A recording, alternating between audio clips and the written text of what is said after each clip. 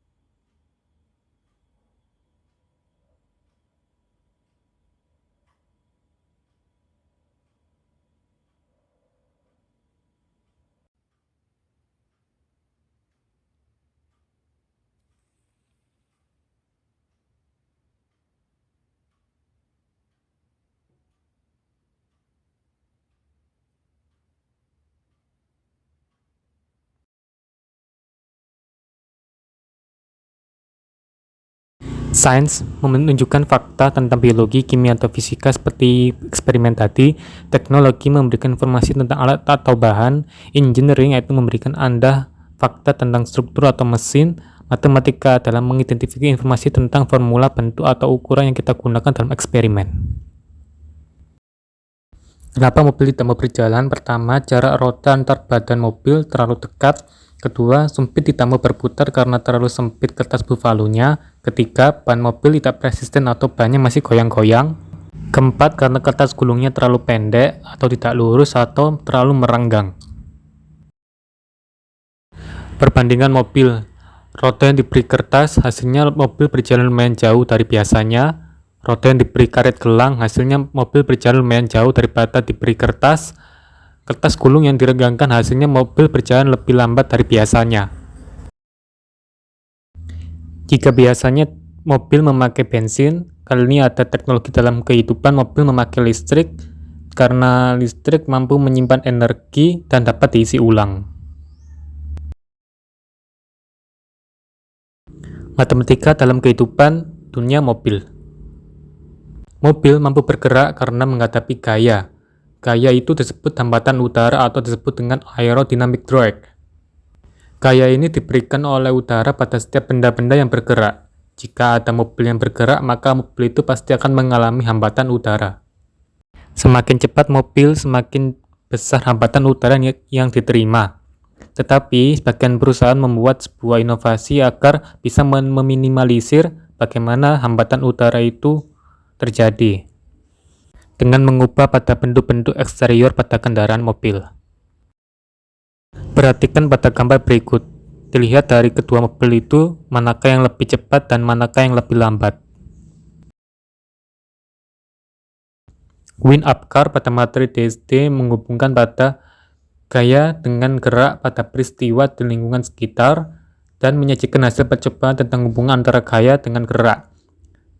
Pada kode tersebut dapat kita perhatikan pada percobaan wind-up car, yakni pada satu ada terdapat gaya pegas di mana terhasilkan pada putaran roda yang bersentuhan dengan permukaan, dan gaya dorongan terhasilkan dari putaran kertas gulungan yang menyebabkan mobil itu bergerak maju. Sedangkan wind-up car pada materi DSD pada mata pelajaran matematika menjelaskan dan melakukan penaksiran dari jumlah selisih hasil kali hasil bagi dan bilangan caca maupun pecahan dan desimal. Dari percobaan mobil tersebut dapat dikaitkan dengan KT itu bahwa dengan menghitung kecepatan, di mana menghitung kecepatan mobil ini adalah dengan menghitung perbandingan jarak dan waktu mobil itu melaju. Sedangkan KT 3.7 menjelaskan dan melakukan pembulatan hasil pengukuran panjang dan berat kesatuan terdekat, di mana angka kecepatan mobil kita ukur memakai stopwatch yang dapat berupa angka yang tidak bulat, maka perlu dilakukan pembulatan hasil seperti 10,93 detik dibulatkan menjadi 11 detik.